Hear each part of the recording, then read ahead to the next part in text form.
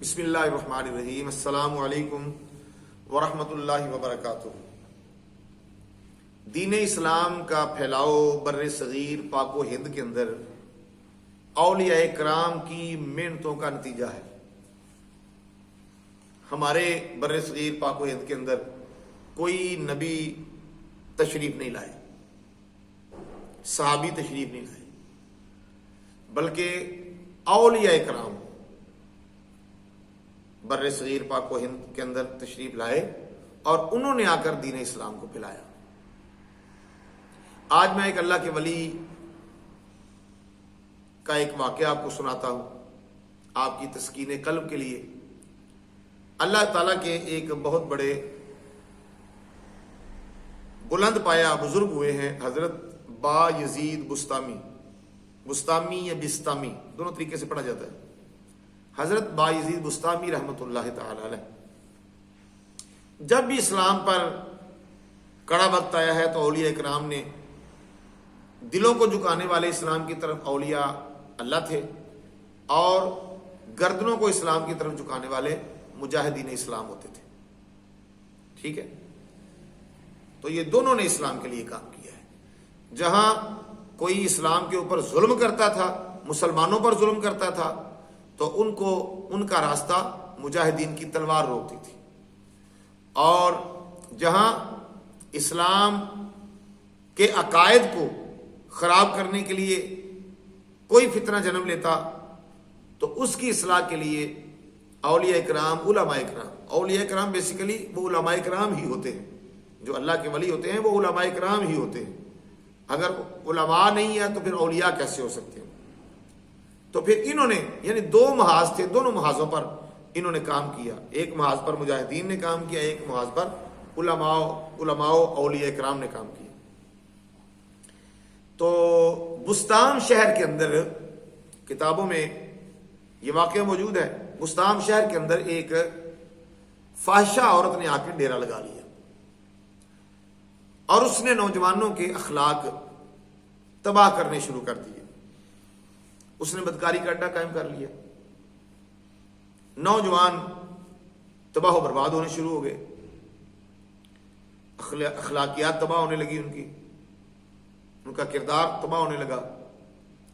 تو یہ حضرت با یزید بستامی رحمۃ اللہ علیہ کا دور تھا۔ کچھ لوگ اس گاؤں سے، بستام اس شہر سے حضرت با یزید بستامی کے پاس گئے۔ ہر چند انہوں نے کوشش کی، لیکن وہ روک نہ سکے اس چیز کو۔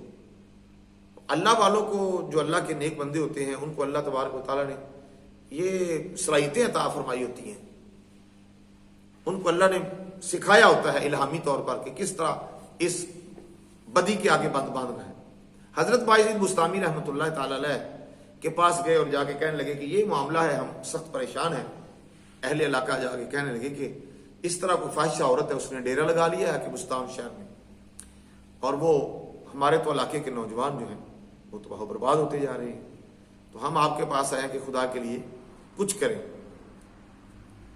حضرت با یزید بستامی رحمۃ اللہ تعالی علیہ آپ ان کے ساتھ وہاں پہنچے، اور جب شام کے سائے ڈھلے،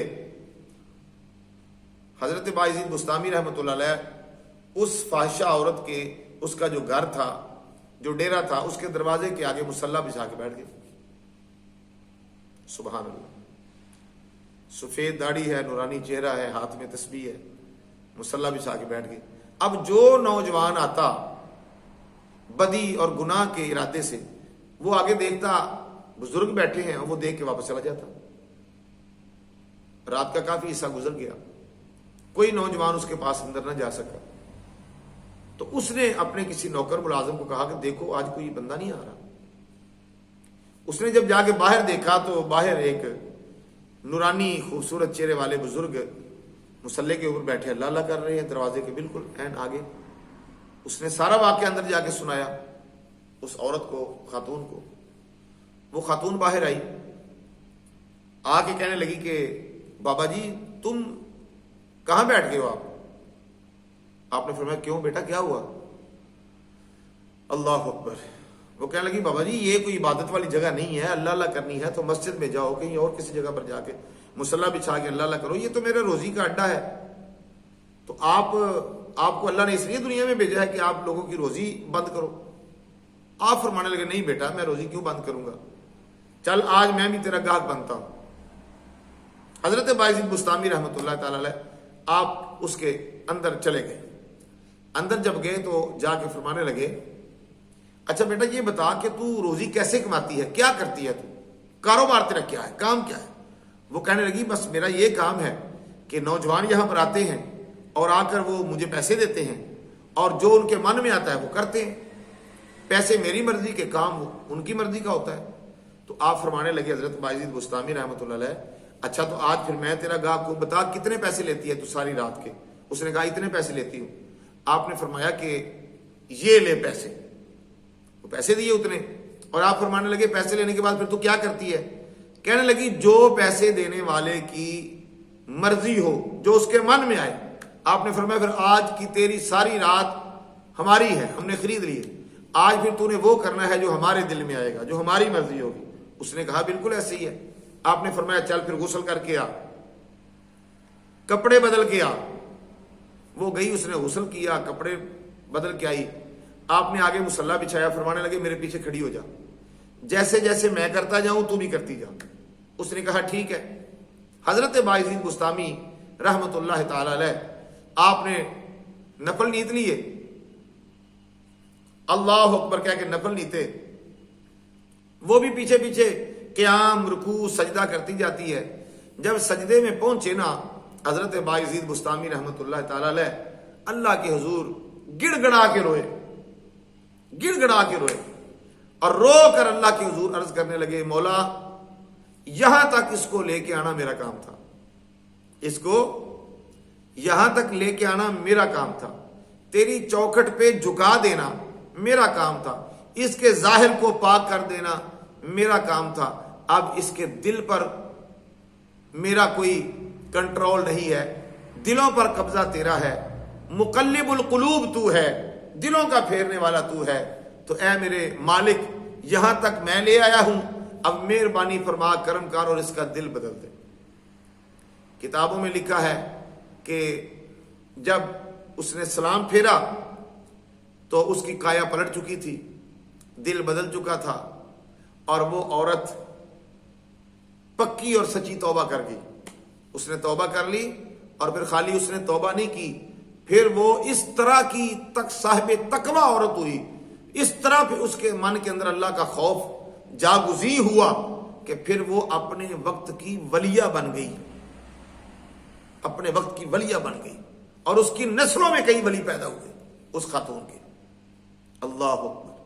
تو جب بندہ سچی توبہ کر لیتا ہے نا، کوئی بھی ہو، تو سچی توبہ کے بعد پھر رنگ ہی اور ہوتا ہے۔ بہت سارے ایسے اولیاء اکرام ہیں، حضرت بشر الحافی رضی اللہ تعالیٰ عنہ ہیں، حضرت فضیل بن عیاض رضی اللہ تعالیٰ عنہ ہیں، اسی طرح حضرت شیخ سعدی رحمۃ اللہ علیہ، بڑے بڑے اولیاء اکرام ہیں جن کی زندگی کے پہلے حصے تقریباً 25-30 سال ان کے بے راروی میں گزرے، دین سے دوری میں، عبادت کی دوری میں گزرے، لیکن پھر بعد میں جب سچی توبہ کر کے آئے تو آج ان کا ولایت کے اندر اور طریقت کے اندر کتابوں میں ان کا نام ہے، اور پھر ہزاروں لوگ ان کے شاگرد ہوئے طریقت کے اندر، تصوف کے اندر، اور دین سیکھنے، اور ہزاروں لوگوں کو انہوں نے پکڑ کے راہ راست پہ ڈال دیا۔ اللہ رب العزت کی بارگاہ میں دعا ہے اللہ پاک ہمیں بھی کوئی ایسا کامل عطا کرے، کامل کی تلاش رکھے۔